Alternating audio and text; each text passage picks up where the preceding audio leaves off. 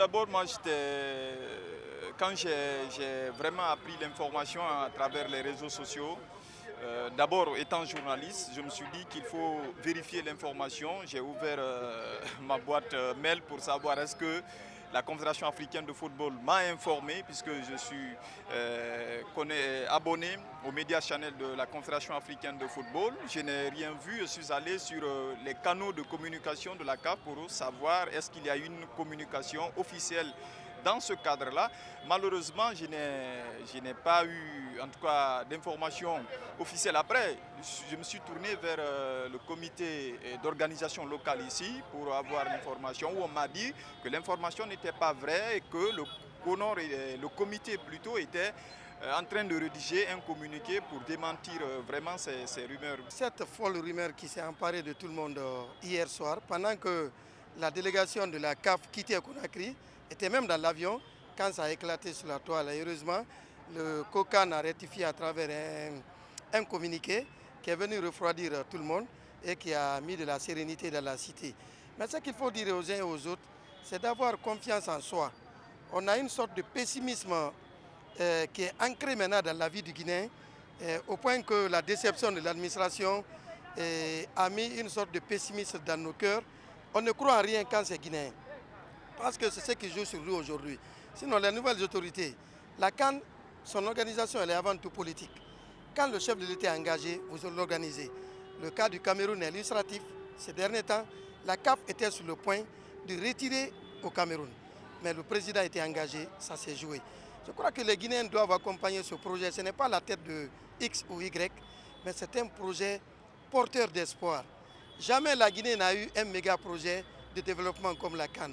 On devrait regarder dans ce sens et oublier les têtes, oublier les intérêts, regarder l'avenir de nos enfants et dire que organiser une CAN, c'est une avance de plus de 50 ans pour la Guinée en termes d'infrastructures routières, hôtelières, sportives surtout. Je pense qu'aujourd'hui, le discours devrait être à l'unisson et non au découragement.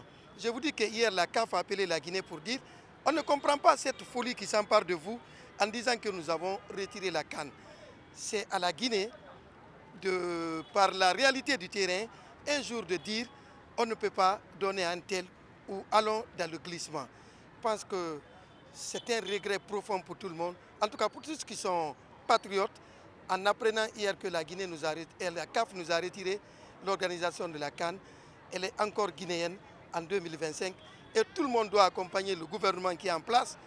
Depuis plus de 10 ans, on a cette CAN, on n'a pas vu cette volonté politique. Et c'est ce qui a été réitéré au secrétaire général de la CAF pour dire que nous allons organiser, les entreprises sont choisies et le mode de financement est connu. C'est un financement de PCR, c'est-à-dire que le privé finance totalement et dans un délai de 10 à 11 ans, la Guinée rembourse. Je crois qu'il n'y a pas de péril à la demeure et tout est bouclé, la Guinée va organiser sa CAN.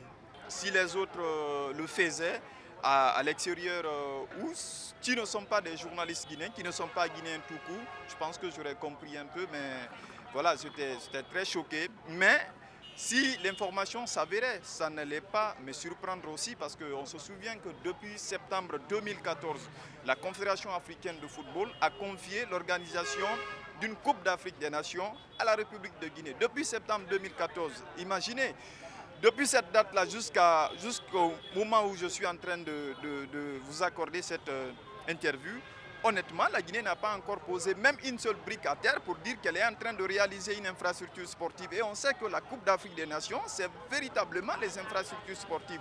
Donc si l'information s'avérait, moi, ça n'allait pas me surprendre. Mais